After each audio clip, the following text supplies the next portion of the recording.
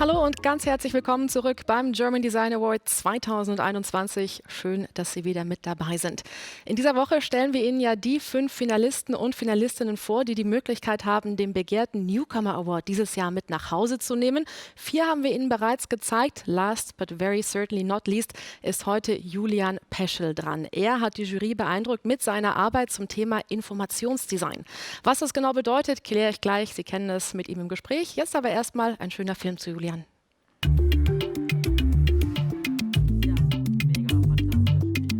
Mein Name ist Julian Peschel und ich habe von 2013 bis 2017 Informations- und Kommunikationsdesign an der Hochschule Rhein-Waal in Kamp-Lintfort studiert und anschließend von 2017 bis 2019 an der Design Academy Eindhoven meinen Master in Informationsdesign gemacht. In meiner Arbeit ist mir Recherche besonders wichtig. Im Endeffekt ist es so, dass ich daran glaube, dass eine tiefgründige Recherche auch immer zu einem erfolgreichen Endprodukt führt oder zu einer erfolgreichen Kommunikation dessen. Ein wichtiges Element in meinen Arbeiten ist der Umgang mit räumlichen Daten, also mit geografischen Daten. Angefangen hat das bereits in meinem Bachelor, wo ich mich mit der schöpferischen Zerstörungskraft von Vulkanismus beschäftigt habe und diese anhand von Satelliten versucht habe abzubilden.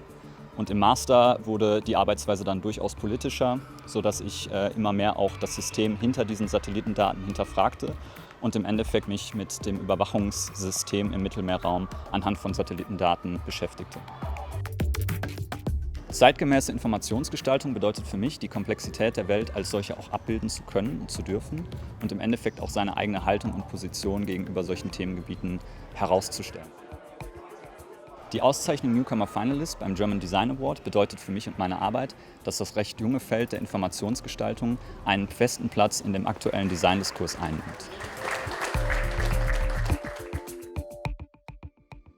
Das waren doch schon mal sehr, sehr schöne Statements von Julian Peschel und er ist jetzt auch live bei mir im Studio, damit ich da nochmal nachhaken kann. Herzlich willkommen. Ja, vielen Dank, dass ich da sein darf.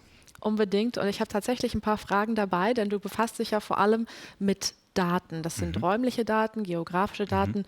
Warum machst du das? Was findest du so toll und was konkret machst du da eigentlich?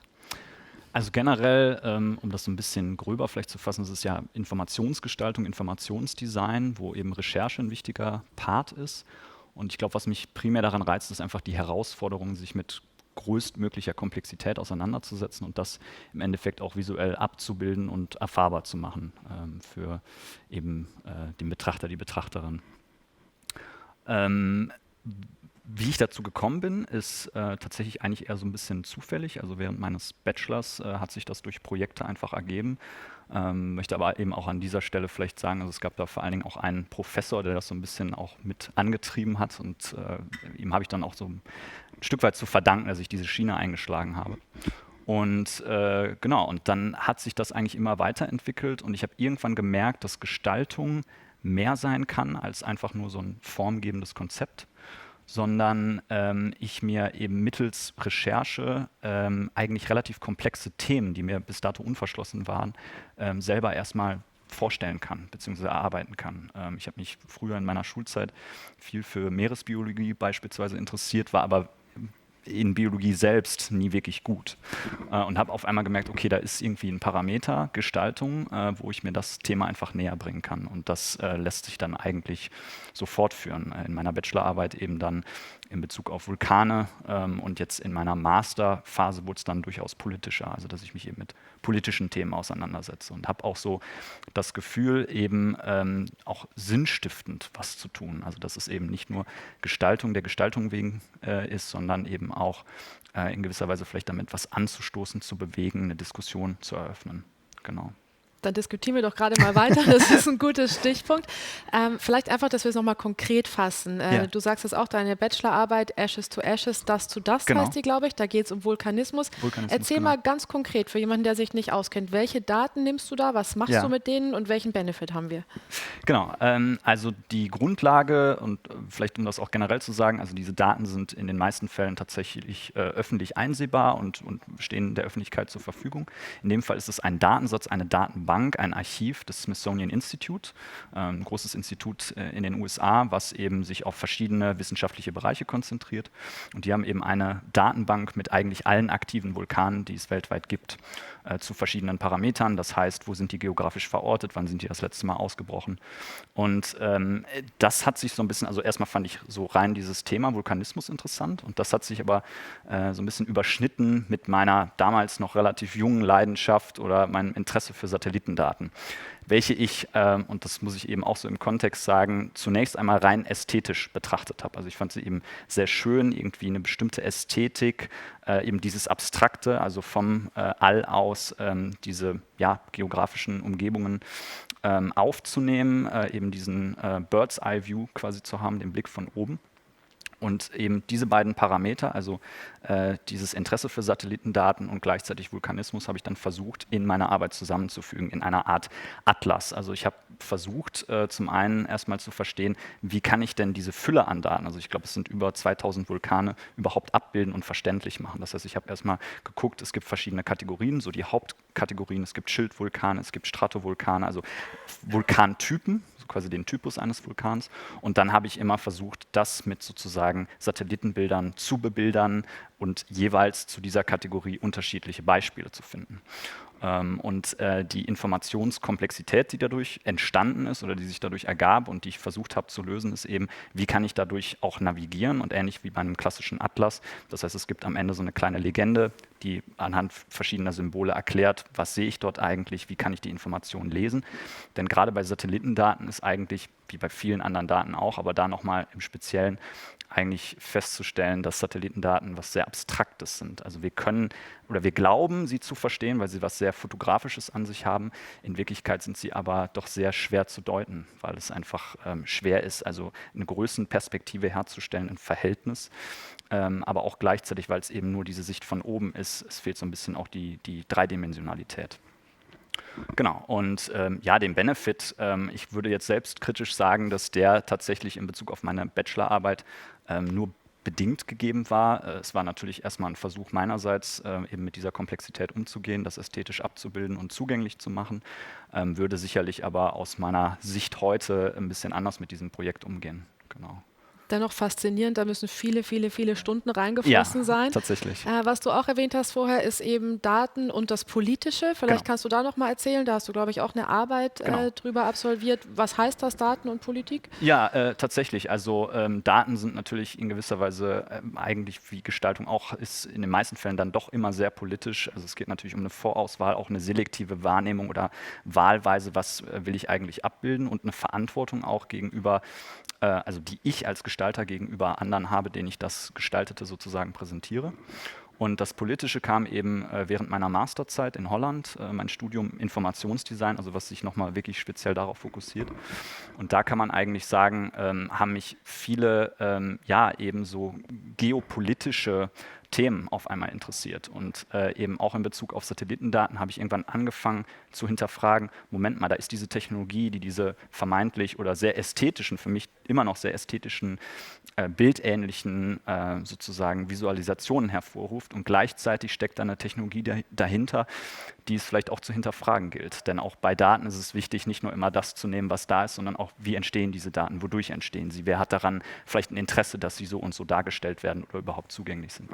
Und in diesem Fall in meiner Arbeit, in meiner Masterarbeit Modes of Perception, geht es eben um die Falschwahrnehmung bzw. das Hinterfragen der Wahrnehmung oder unserer Sehgewohnheiten von öffentlichen, vermeintlich rein wissenschaftlichen Satellitensystemen und Daten, in dem Fall eben das europäische System Copernicus der ESA.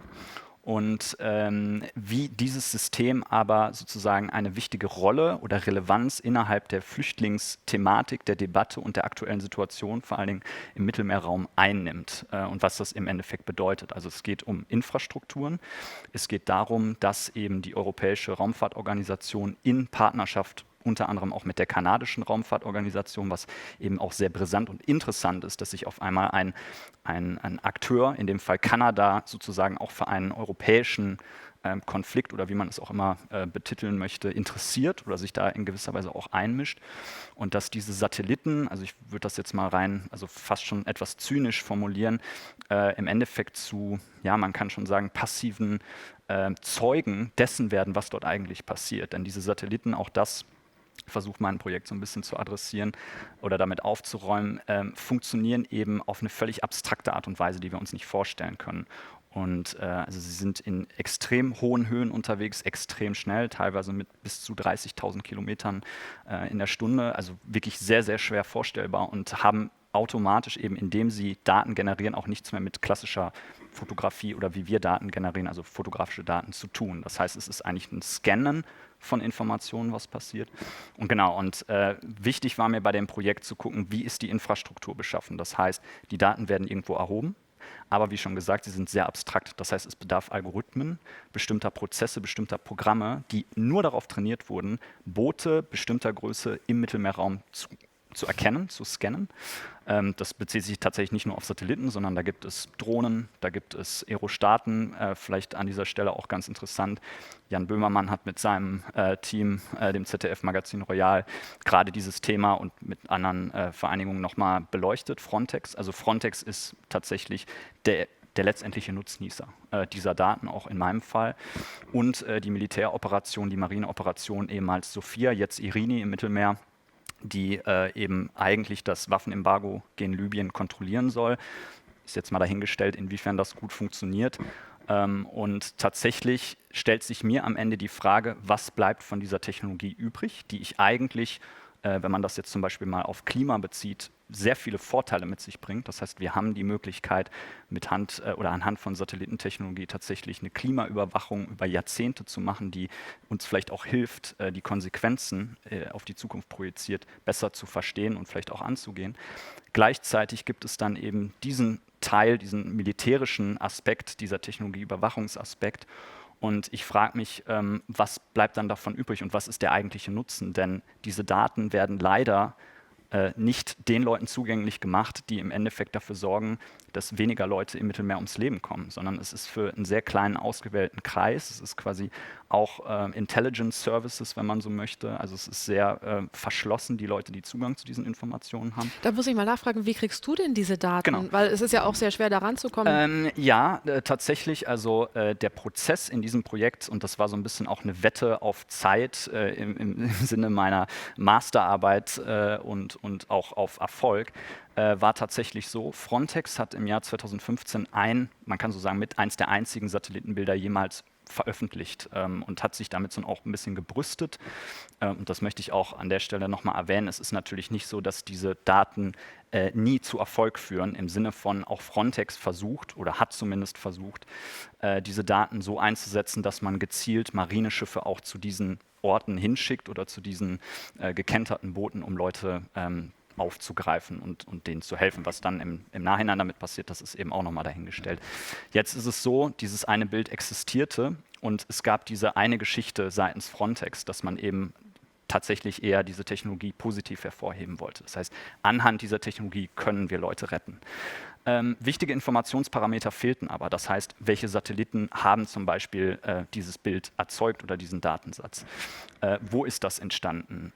Dieses Bild selbst ist völlig abstrakt. Also wenn mir jemand gesagt hätte, es zeigt 3 Delfine im Mittelmeer, ich hätte es wahrscheinlich geglaubt. Also so banal das jetzt auch klingen mag. Und im Endeffekt habe ich mir zur Aufgabe gesetzt, ist es mir möglich, dieses eine Bild zurückzuverfolgen zum Ursprung? Kann ich es quasi rekonstruieren in seiner Entstehung, in seiner Infrastruktur? Und das ist natürlich, waren viele glückliche Zufälle, dass bestimmte Daten verfügbar waren. Und das ist, glaube ich, auch, um nochmal zum Anfang zurückzukommen, so ein Kern von vielleicht auch Informationsgestaltung und das, was den Reiz ausmacht. Es ist nicht immer die einzelne Situation, das einzelne Datenstück, sondern es ist der Zusammenhang der Daten. Das heißt, wenn man sich dann PDFs anguckt und verschiedene PDFs immer wieder dieses eine Bild referenzieren, ergibt sich nach und nach ein größeres Puzzle, was auf einmal zeigt, okay, diese Akteure waren beschäftigt, diese Akteure waren beschäftigt. Und es ist eigentlich ja, man versucht das so zusammenzupuzzeln. Das heißt, ich habe mich weniger jetzt auf irgendwelche klassifizierten Daten gestützt, hatte irgendwelche geheimen Quellen oder habe mich irgendwo eingehackt, um Gottes Willen, sondern es ging wirklich darum, versuchen mit den öffentlichen Informationen, die tatsächlich für jeden einsehbar sind, das Bild zu komplementieren und eben aufzuzeigen, dass da doch mehr dahinter steckt als eben nur der rein wissenschaftliche Nutzen. Genau. Ganz, ganz spannend, erfordert natürlich auch viel Recherche. Genau. Anderes Thema, zu dem du recherchiert hast, vielleicht mal ganz kurz und knapp noch, ist das Thema Data Mining. Ist ja mittlerweile auch Big Business. Wo siehst du da Chancen und Nutzen? Mal kurz auf den Punkt gebracht. Ja, also Nutzen würde ich sagen, definitiv bei zwei Aspekten. Einmal Visual sozusagen Analysis, ganz kurzes Beispiel. Also das heißt, anhand von vor allen Dingen auch Social-Media-Daten in der Masse Sachen zu rekonstruieren, gerade und Leute in gewisser Weise auch zur Verantwortung zu ziehen. Das ist ein spannendes Thema. Wir sehen es momentan bei Forensic Architecture, selbst die New York Times. Das ist quasi so diese Schnittstelle Journalismus, Architektur, Gestaltung. Anhand von Open Source Intelligence nennt sich das. Das heißt, wie kann ich beispielsweise aus Instagram-Videos von einem bestimmten Event rekonstruieren, was passiert ist. Der New York Times ist das gelungen bei dem Absturz des Flugzeuges der Iranian Airlines, der ukrainischen Fluggesellschaft über Iran, also dieses Flugzeug, was über Teheran abgestürzt ist, beziehungsweise wahrscheinlich im Endeffekt abgeschossen wurde. In Partnership oder Zusammenarbeit mit Bellingcat haben die nur anhand eben öffentlicher Daten versucht, das zu rekonstruieren. Forensic Architecture ist das gelungen in London, als dieses Hochhaus abgebrannt ist, eben anhand von Instagram-Videos komplett diesen Brand zu rekonstruieren. Also eben diese visuelle Analyse anhand von öffentlichen Daten. Zweiter Punkt eben schon angesprochen, Klima, ganz klar. Also dass wir die Möglichkeit haben, unser Klima und den Wandel des Klimas besser nachvollziehen zu können, eben anhand von öffentlichen Daten, Satellitendaten, aber auch anderen Messstationen. Das, und das ist irgendwie vielleicht ein ganz guter Punkt, birgt aber auch Gefahren. Und zwar die Gefahren, dass diese Daten, vor allem wenn sie in staatlicher Hand sind, irgendwann möglicherweise nicht mehr davor geschützt sind, bewahrt zu werden, aufbewahrt zu werden, nach wie vor sozusagen für die Nachwelt festgehalten zu werden. Und wir haben das erlebt 2016, da gab es einen großen Aufschrei in der wissenschaftlichen Community und alle haben gedacht, oh Gott, wenn Trump und die Trump-Regierung an die Macht kommt, ich meine, Trump hat innerhalb seiner Amtszeit, glaube ich, genug Schaden in Bezug auf Klima angerichtet, ging es einfach darum, dass man Angst hatte, dass diese Datensätze, unter anderem auch Satellitendatensätze der NASA, für immer Geschichte sein werden, weil einfach die Finanzierung für die Server oder so fehlt. Das ist natürlich einfach eine ganz, ganz große Sorge, die viele Leute haben, wenn solche Datenschätze existieren und eigentlich der Öffentlichkeit zugänglich sind und dann nicht mehr existieren können. Und ganz klar auch vielleicht noch so zum Schluss die Verantwortung jedes Gestalters, jeder Gestalterin zu wissen, was kann ich möglicherweise auch an Schaden damit anrichten, wenn ich etwas abbilde. Und da habe ich letztens einen Beitrag gesehen, der ganz interessant war von einem französischen Geografen und Informationsdesigner, Philippe Ratchevitch. Ich hoffe, ich spreche das richtig aus. Und er hat zum Beispiel gesagt, sometimes it's better not to map in Bezug auf Karten. Das heißt, ich habe einen Datensatz und wenn ich den jetzt auf die Karte bringe, was kann möglicherweise damit passieren? Er hat das in Bezug auf Biodiversität gesehen, das heißt geschützte Tierarten. Sobald die irgendwo kartografisch festgehalten werden, öffnet das Tür und Tor für Wilderer oder vielleicht auch, sage ich mal, illegale Wohnsiedlungen oder Arbeitsstätten. Wenn die sozusagen kartografisch erfasst werden, sind sie automatisch vielleicht im Fokus von Regierungsbehörden. Und da einfach diese Verantwortung auch immer zu begreifen, dass natürlich was eine gesellschaftliche Relevanz haben kann, aber das abzuwägen mit, wem schadet man möglicherweise damit. Genau. Das ist ein wahnsinnig vielseitiges und komplexes Thema, aber du hast es großartig runtergebrochen. Julian, vielen, vielen Dank. Vielen Dank. Weiter viel Erfolg damit und wir drücken natürlich die Daumen und dann werden wir sehen, wer denn unseren Preis gewinnt. Dankeschön. Dankeschön. In der Zwischenzeit darf ich Ihnen sagen, wir sehen uns dann natürlich wieder bei der Verkündung der Newcomer-Auszeichnung, bei der dann die Entscheidung der Jury letztlich bekannt gegeben wird.